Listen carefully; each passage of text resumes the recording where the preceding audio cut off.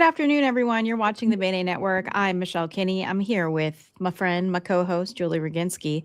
You're watching the Daily Dispatch, where we bring you some of today's most important stories.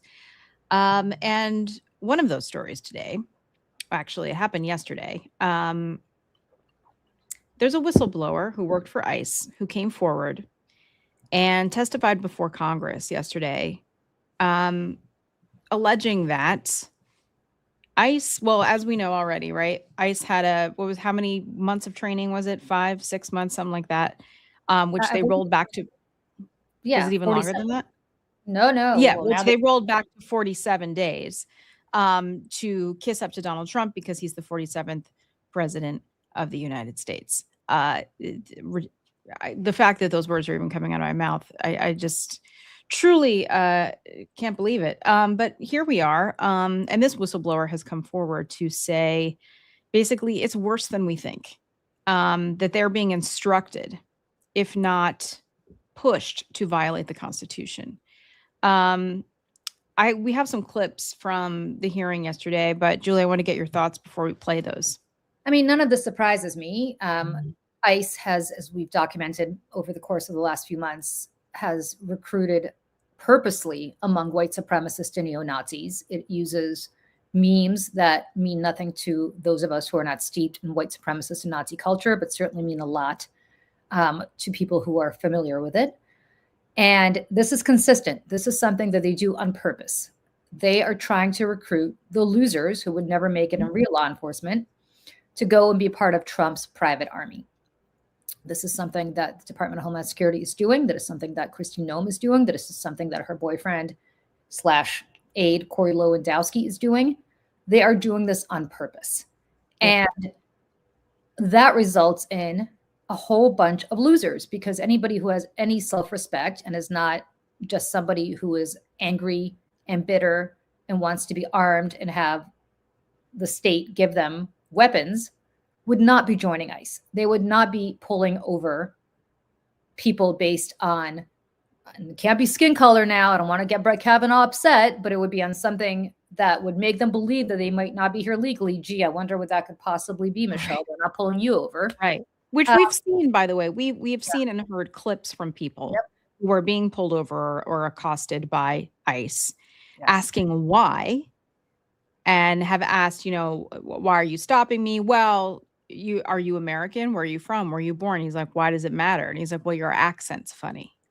Yeah, but they're also pulling people over whose accents are perfectly fine, like that poor woman who was pulled over and basically pulled out of her window on her way to get her traumatic brain injury looked at. I mean, people who pump little less than a dozen or maybe even more shots into the backs of American citizens. People who feel the need to call somebody a woman who they just shot a fucking bitch as they murder her in cold blood in Minneapolis. Those are the kinds of people that ICE recruits. We knew this. We did not need a whistleblower to tell us this, but nevertheless, a whistleblower has emerged, and he testified yesterday in front of the Senate. And why don't we play some of what he said, Michelle? Yeah, and I just want to say, I want to preface this with, again, what it takes to be a whistleblower in this current environment with this administration and this DOJ. You are supposedly and legally protected as a whistleblower when you come forward and you whistleblow lawfully through all the proper channels.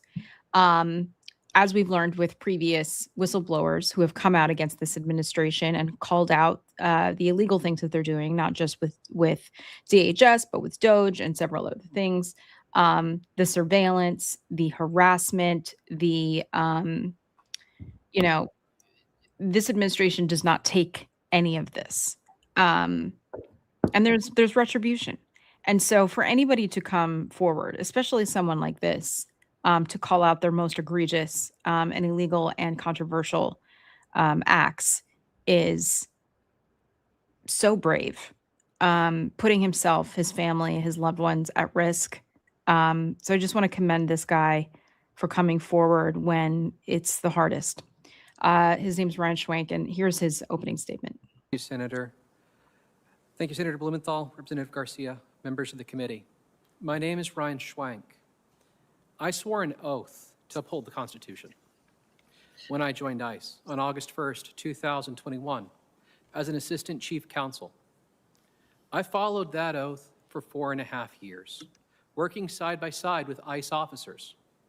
And I followed it when I resigned on February 13th, 2026, a little over a week ago, so that I could speak to you today.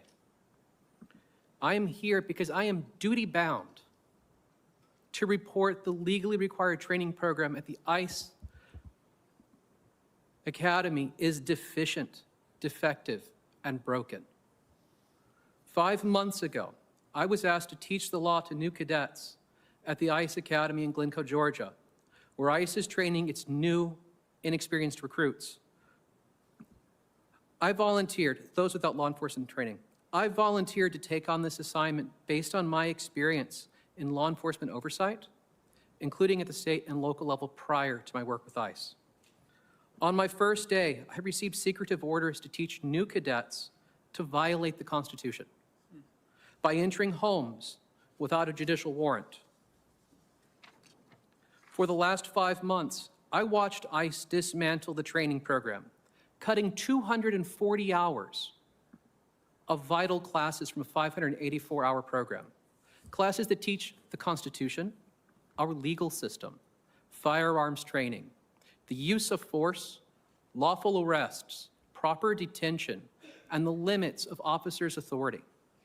For example, they ceased all of the legal instructions regarding use of force. This means that cadets are not taught what it means to be objectively reasonable, the very standard which the law requires them to meet when deciding whether or not to use deadly force.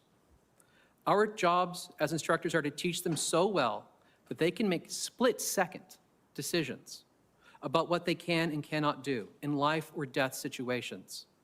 Yet, in the name of churning out an endless stream of officers, DHS leadership has dismantled the academic and practical tests that we need to know if cadets can safely and lawfully perform their job. All to satisfy an administration demanding they train thousands of new officers before the end of the year. DHS told the public that new cadets receive all the training they need to perform their duties, that no critical material or standards have been cut. This is a lie. Julie, first thoughts. First of all, as you pointed out earlier, this man is deeply courageous. I know what it is like to come forward against powerful people, but nothing that ever happened to me, and it was tough, is what is going to befall this man. Mm-hmm. He knows who he's taking on. He's taking on a movement that doxes people, that threatens people, that threatens their families, that puts their lives in danger, that hands out their home addresses, that hands out their families' home addresses, and that makes life miserable. And that is before we get to the part where, again, we have many Proud Boys and others who are now members of ICE and who will brook no dissent. These are the people that almost murdered members of Congress on January 6th. And they So- do it again. And they do it again. So to our friends at Whistleblower Aid who have helped this man come forward, to him, I want to say thank you from the bottom of my heart as an American. Yep. But the more relevant thing here is that anybody who believes that this is not created, ICE was not created after the Trump administration's return to office, is anything other than an American Gestapo, is fooling himself or herself. And for anybody who says, well, we don't need to defund ICE, we need to just, or abolish ICE, we need to just change ICE and how they report, I want to be very clear. This is an organization that has been infected by cancer. Mm-hmm. And you cut the tumor out. You do not let the tumor grow and kind of fester around with it. If you have the ability to cut it out, you cut it out. And the only way to do that is to abolish ICE. All the Democrats who are worried about, well, this is like abolishing, the police, and we can't say that, and we can't talk about It's that. not the same, guys. It's not the same. It is not the same. It is not the same. The NYPD, where you and I live, Michelle, Mm-hmm. not been affected from top to bottom by neo-Nazis. They have not specifically been told to train less about civil rights and protecting the rights of both Americans and people who are not American who are here in this country. In fact, the opposite. Mm-hmm. So if you have a Commissioner Jessica Tisch running ICE, then I would say, yeah, okay, great. But you don't. You have Kristi Noem. Right. And you have Corey Lewandowski. And you have Tom Homan. And until recently, you had, well, he's not ICE, but you had that other joker who's now, thank God, been relegated, I think, a little bit to the side. Bovino? Yeah. I mean, yeah, he was Border Patrol, but same situation, right? Very similar. Who walked around with a little Nazi coat, trying to be Himmler. I mean, why don't, you know, I have to say this. Why do we not believe what is before our eyes? Is it because we just can't grasp or wrap our minds around the fact that we just have been taken over by a bunch of white supremacist, nationalist neo-Nazis? Like, what more do we need to see to understand that this is what's going on? And what more do we need to see that thanks to everybody who voted for the big, beautiful bill, ICE now has more funding than all of our federal law enforcement agencies combined for the foreseeable. Bigger budget than United States Marine Corps. You cannot defund ICE, by the way, friends. I just want you to know. Even if we defund DHS right now, and right now they're shutting DHS down, that's not stopping ICE. ICE is funded for the next X number of years through the big, beautiful bill. That funding is baked. The only thing to do is to abolish it. And this is why it's so important that, you know, public school especially teaches history fully and thoroughly and without whitewashing.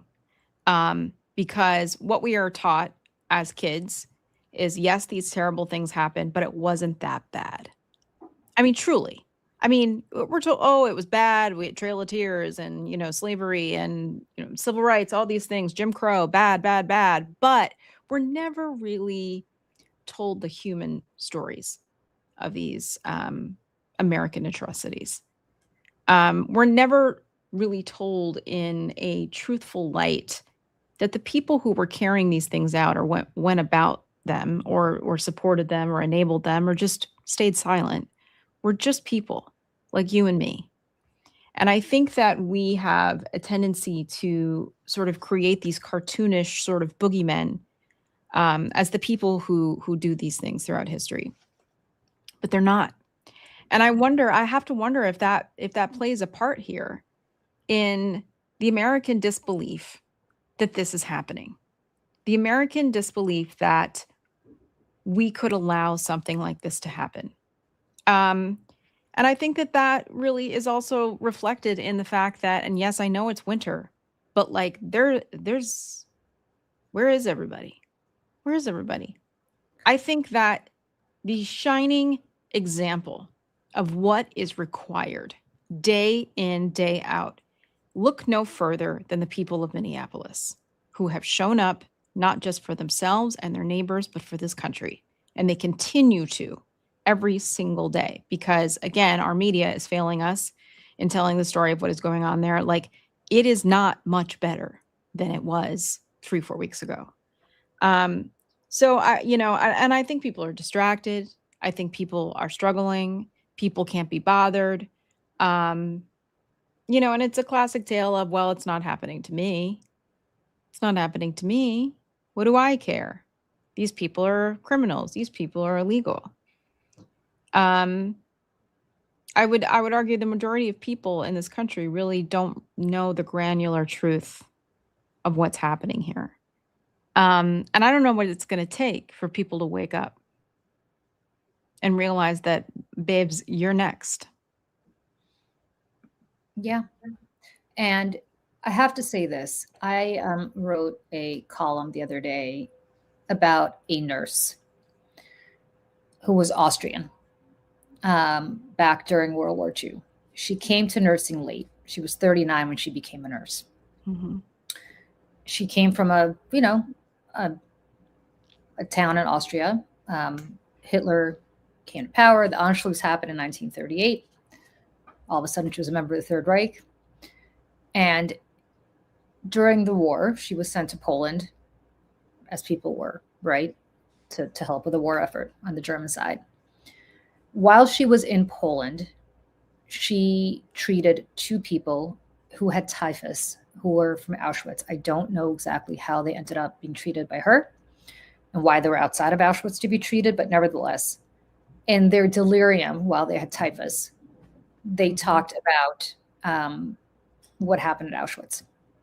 When they came to their senses, because they had typhoid fever, she asked them about it, and they said, you can never talk to anybody about what we said. We will all be dead if you do. Cannot talk about it, cannot talk about it, cannot discuss it. She said, okay, obviously protected them. But then she began to be curious about what the hell was going on in Auschwitz. And what ended up happening was that she proceeded to then ask for a transfer to Auschwitz. And everybody said, you're nuts, you're crazy. And she went to Krakow to actually ask to be transferred there. People thought she was asking to be transferred there because she was such a messianic National Socialist, such a messianic Nazi. Nobody bothered. Like, let me in, got to see it for myself, kind of thing. Right? Never bothered to check whether she was actually a member of the Nazi Party. She was not. But they thought that she wanted to go there because she was just so committed to Nazism. She ends up going to Auschwitz, and she ends up being the head nurse for the SS infirmary. So, of course, they had different infirmaries for SS versus obviously for Jews and other prisoners. Her name, by the way, is Maria Stromberger. So she ends up getting to Auschwitz, and an SS commander there warned her that she would die if she ever spoke about anything she witnessed at Auschwitz. That was the first thing she was told. She was so disturbed by this, she almost left on the spot, but she decided to stay. She reported directly to Edward Wirtz, who's the sadistic chief SS doctor at Auschwitz-Birkenau. Mengele worked for him. He was the chief doctor who did all the experiments and obviously all the awful stuff that happened. Long story short, she listened to the prisoners who passed through the infirmary. She noticed the smoke emanating from the crematoria. She noticed the soldiers who were standing on the roof of the gas chambers, pumping Zyklon B into the showers. She noticed the abject cruelty of her colleagues. And absorbing that horror, she began to smuggle food and medicine and weapons to the inmates and to carry messages for prisoners who were involved in underground resistance. She later then also warned prisoners about the selection, when you were going to be selected to your death or not, when she could. And she would even bring contraband back from leave. I want to just the reason I bring her up is none of this stopped, obviously, the horrors of Auschwitz. But what it did do is it punctured the fiction, Michelle, that those people who were working as cogs in the machine had no agency. One day this will, and I'm not, before people jump all over me, I am not comparing what is going on right now to Auschwitz. I only bring her up because it raises a moral question that transcends time. What do you do when you're inside a system that inflicts suffering? Okay, again, not comparing the two. Do not tweet at me or say other, I'm not. But it raises a moral question. What are you doing when you are inside a system that inflicts suffering? And one day when this is all over, what's going to end up happening is that all of these people who are enabling this are going to see, we did not know. We did not know. Despite the fact that unlike Auschwitz, this is all happening before our eyes. And you're going to have people like Mark Thompson, the head of CNN, say, Scott Jennings was representing 50% of the population, so of course we had to give him a platform to lie. Because that's, he represents the views of 50% of the population. Well, how did those views congeal for 50% of the population? Because you're platforming liars. He's going to say that. CBS, Paramount, they're going to say, oh, no, we didn't know, and nobody understood. We all know. I just want to put a marker down right now. We all know. the same way Maria Stromberger knew. And so when all these Nazis afterwards said, we were just following orders, we didn't really know, we were just, we were given orders. Here's a woman who was giving orders, who knew, and who decided to do something totally different. And when she was arrested shortly after the war, because of course she had worked at Auschwitz, survivors came forward to say, no, this woman was called the Angel of Auschwitz because she tried to help us. And then this woman was obviously freed because of that, and she died shortly thereafter of a heart attack, being brought on by the stress of what she witnessed. She did not live long. Like, I can't, I went down this rabbit hole a couple of nights ago, Michelle. I told you I didn't sleep. I didn't sleep because I was actually reading about her, and then started going down more rabbit holes. And, never a good idea to start going down World War II rabbit holes. Especially at nighttime. but what is, I think, really important here is that there are heroes among us. And the man who testified the other day, yesterday, is a hero among us. He blew the whistle at complete and utter risk to himself, because he will be hiding out for the foreseeable future, probably with his family. And to be honest, the more that he speaks out, the more protection he honestly will have, at least for now, because the louder you are, the more aware everyone is that you exist. And I know that you're not making a comparison to what is happening now to what happened then, right? At face value, of course. No, of course. But also 1943, 44, 45 did not start there. They started with words, with hatred, with othering, with enabling a fascist authoritarian government to take over, to dismantle democracy in a matter of 6 months. And people just were like, okay. And some people did speak up. People tried to fight back, and they were silenced. While Jews were being told that they could not exist in public places. They couldn't go to the park. They had to wear stars on their bodies. They had to put signs outside their businesses. It was a slow burn. And we still don't know what is going on in these detention centers. We still don't know. There are detention centers where children are being tortured. There is a whole group of teenagers that no one is allowed to have any access to. People are being tortured. And those words are being used by people who have been released from these detention centers. The word torture. They're being starved, refused medical care. There are women in this country, by the way, in Minnesota, that are giving birth at home with doulas because they know that if they were to go to the hospital and give birth, they could be rounded up and their baby taken away from them. Yeah, that's the party of life, friends. I want to just be clear about that. The other thing I want to say to what you said, Michelle, is over the past year, deaths in ICE custody climbed to their highest level in decades. Okay. And then investigators have found cases in which detainees complained of serious medical symptoms for days before receiving treatment. And as you point out, some of them died from conditions that doctors later said were treatable. Yep. And, families learned of a loved one's death only after it was too late to intervene. And in several instances, initial government explanations about the conditions that led to detainee deaths have shifted after further scrutiny. And that's before we get to the other trauma, which is just separation, right? Right. Detention continues to fracture families. Parents are separated from their children. Children are put in foster care despite the fact they have parents who are more than able to take care of them. Transfers occur with little notice. I mean, little Liam was just an example of that, but that's just one example. One example in thousands.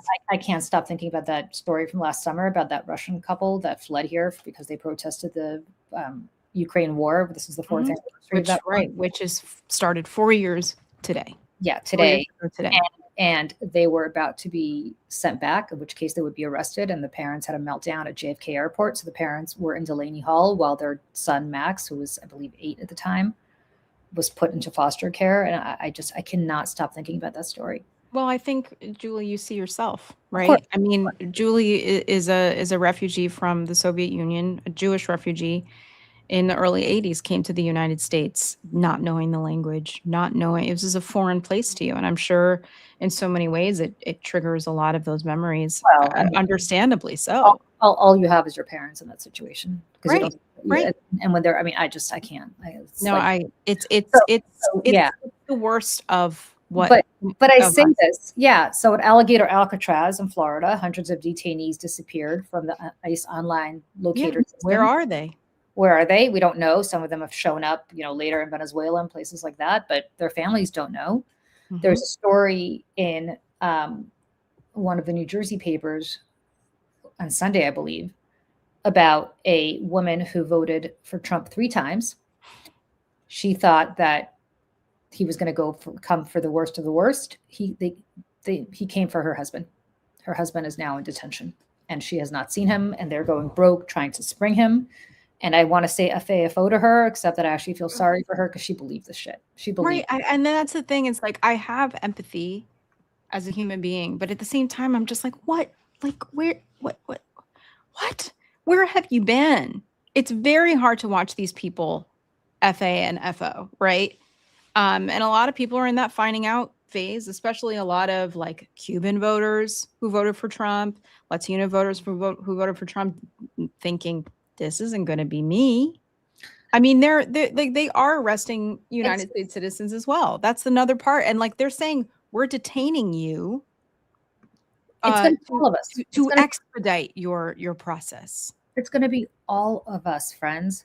It's going to be all of us. I mean, I just want to be clear that this is the case.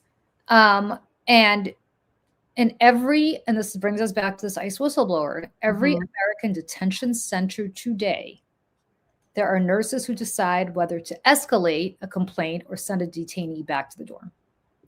There are guards who decide whether to humiliate or to treat someone with dignity. Yep. There are administrators who decide whether to notify a frantic family promptly or to let the paperwork sit. There are people who are cogs in the machine who make a decision every single moment of every single day that impacts the very lives of the people in their care. And I use the word care very loosely.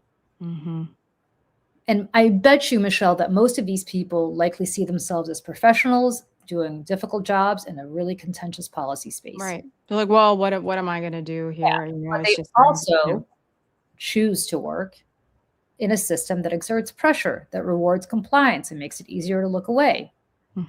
And the reason I bring up Maria Stromberger, again, is not to draw parallels between that and the Holocaust, but to remind us that looking away is also a choice.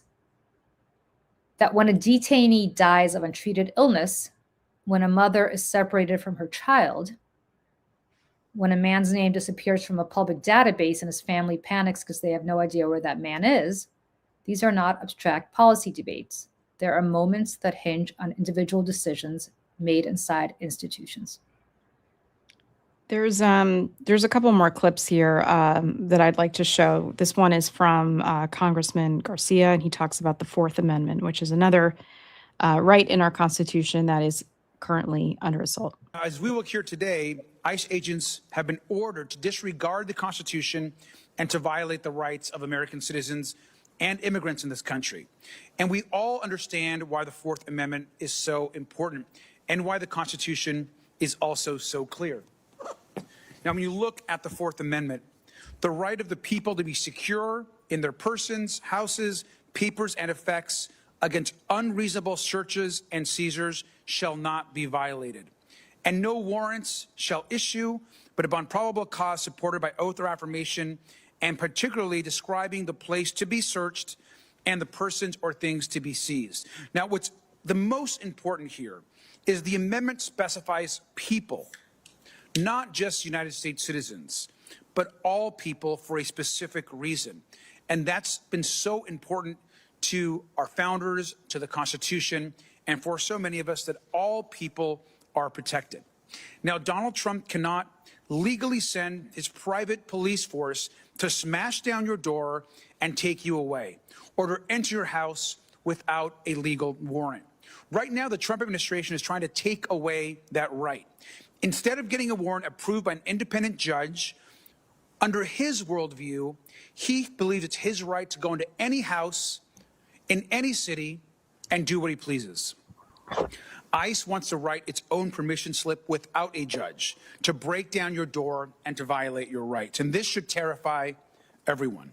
The same people overseeing and spreading violence and chaos right now are avoiding the Constitution, are breaking down doors, are causing harm.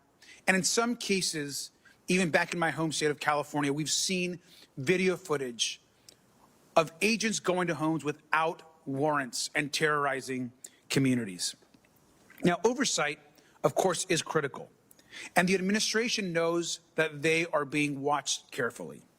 We're forcing them every single day to.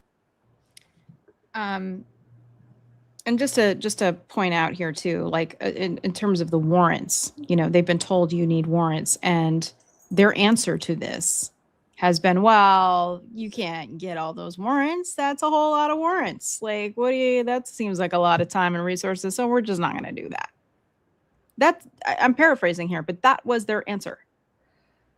There's so many. What are we supposed to do? Well, remember that when they parachuted, literally when they descended from helicopters on the Chicago. Mm-hmm. They had Black Hawk helicopters. Yeah. And a little girl and her mom had to run and knock on their neighbor's door, whom they did not know, to say, please shelter us. And they hid under the bed. Not in Mogadishu, in Chicago. And a man who was, by the way, an African-American man who certainly was not here, an undocumented migrant, but had come here. His family had come here generations earlier in chains, did not ask to come here, I might add. Came home from work to discover that people ICE had broken down his door and ransacked his house. Is that the Fourth Amendment? Did they get a warrant to do that to him? Of course not. And like, what are you going to do? Okay, call the police, and then they're going to what? I mean, that's the other thing. They can't do anything. They can't do anything. They can't, because the police has to be subservient to ICE. I mean, if any one of us got pulled over today by a guy wearing an ICE vest in front of the cops and dragged out of our car and thrown into the back of theirs, the police could not do anything. And by the way, good luck trying to figure out if that person's really ICE. Right. And for any reason, there doesn't even need to be a reason. And, you know, I got to give it to Congressman Garcia for this prop he brought to the floor. It was a giant photo of Stephen Miller's bald head, to remind everyone who one of the masterminds behind all of this is. This is Stephen Miller's childhood wish, is to round up brown people, lock them up. And in a lot of ways, I look at Stephen Miller as a useful idiot to the regime, because he is a Jewish man and the great-grandchild of refugees. Obviously, yes, he should know better, but what he doesn't understand is this movement hates him too. And they will come for you too. And the irony is not lost, at least on me. You know, these headlines, it's, you know, ICE chief lied to Congress about training. That should send a chill down everyone's spine. Because when you lie to Congress, you know, you're referred for prosecution, you're referred to the Justice Department. The Justice Department isn't going to do anything. Friends, when the Democrats retake the White House, and if we have fair and free elections, they will in 2029. I want everybody to take a deep breath here. Because from my perspective, we will need to have trials before anything. Like, people have to forget, like, the Justice Department, there has to be two Justice Departments here. One that is going to focus just on trials, and one that is going to focus on actually doing the work of the people. Yeah. If you are a 1L, 2L, 3L law school student right now, like, get ready, because there's going to be a lot of work for you. Pass the bar exam when you graduate, and come to Washington, D.C. Or not beg even of you. go work in the U.S. Attorney's Or office. wherever. Anywhere. Anywhere, working for the federal government, the Department of Justice, to help, because there's been a brain drain within the federal government as well. We have lost so many public servants. Patriots have been purged from this DOJ, and which, if we remember, Pam Bondi was asked during her crash out hearing a week or two ago to identify one of the men that they showed up on a screen who was a January 6th insurrectionist saying, kill them all, is now an employee of the Department of Justice. And she said, oh yeah, he works for us now, proudly. These people cannot be shamed. We should not even try. And from the LA Times here, they put a couple bullet points here about this. Immigration and Customs Enforcement, ICE, has eliminated more than a dozen practical exams that officers previously needed to graduate, documents show. The training reductions come as ICE plans to add more than 4,000 new enforcement officers in the current fiscal year. And I just want to play this other clip from Senator Blumenthal here. The memo that Acting Director Lyons, or rather in September, the memo dates from May, and it was used for hundreds of agents who now are on the streets and in our neighborhoods. Nowhere on this memo is there anything that would let you know that this is an official policy of the agency. And to my knowledge, it's never been disseminated as one. It's been handed out piecemeal to people to use when the agency thinks they need to. Which directly undercuts the veracity of Acting Director Lyons' testimony under oath before a congressional committee. The memo was shown to me by my supervisor at Glencoe. It was given to me in person with instructions that I could read it, but not take any notes on it. That I could read it in their presence, and that was it. And that I was going to teach from it, but I couldn't keep a copy of it to reference. I just want to remind people that if the MAGA movement, if this regime was so successful in their endeavors, they wouldn't have to do all this. They're doing all of this because it's so deeply unpopular. Donald Trump's approval rating is the lowest that it ever has been for him going into a State of the Union address. I think it's at like 36%.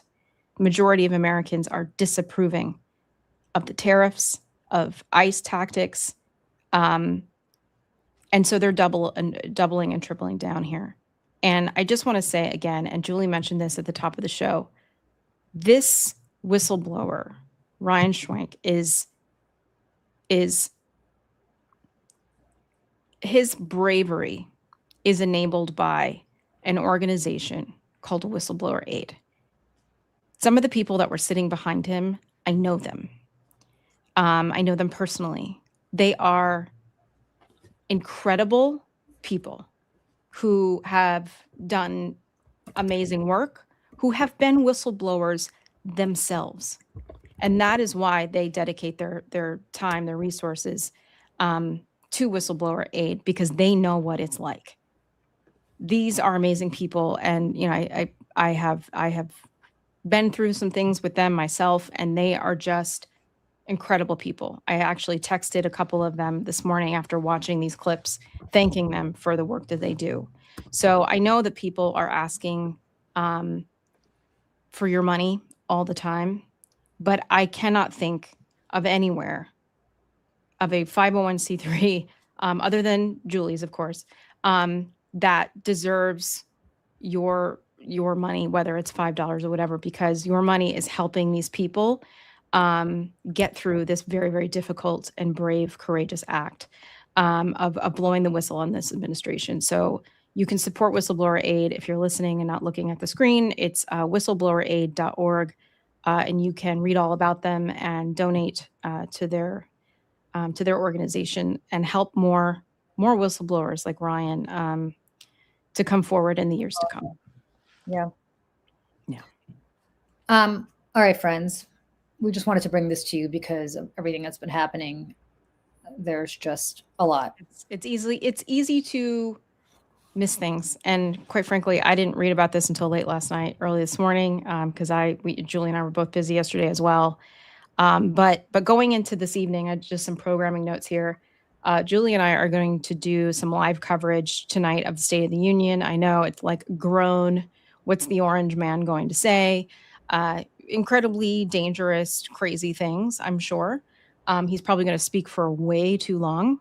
But we're gonna start some live coverage here on YouTube starting at 8:30 p.m. Eastern. We may or may not have some guests with us, and we don't want to lose you once the speech starts. So we're gonna keep streaming the speech right to this channel. You can tune in, and we'll be there to hopefully fact check in real time, the best we can. We're just two people, and throw up some of your comments on screen as well. So we hope that if you are going to subject yourself to this State of the Union address, that you will join us and commiserate, at least, because misery does love company, but so does resistance. Yeah, and I have to say, the one thing we're doing that I think the networks aren't doing, and I'm not sure others are doing, is we actually are going to fact check in real time to the best that we can. So join us, not because we need to actually, I understand nobody wants to listen to him speak. Yeah, I get but it. Listen, he is the president, and it's not out of a sense of respect. It's out of the sense that whatever he says becomes policy, especially with Congress. So we will be fact checking the lies in real time, both here and on Substack. Yep. So friends, on Julie's Substack, right? On yours. So please join us. Yep. And we will see you here. People who are watching us on Substack.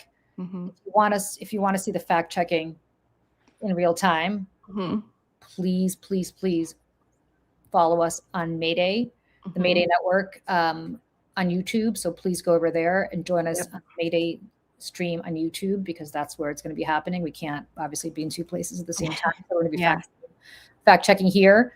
So please join us.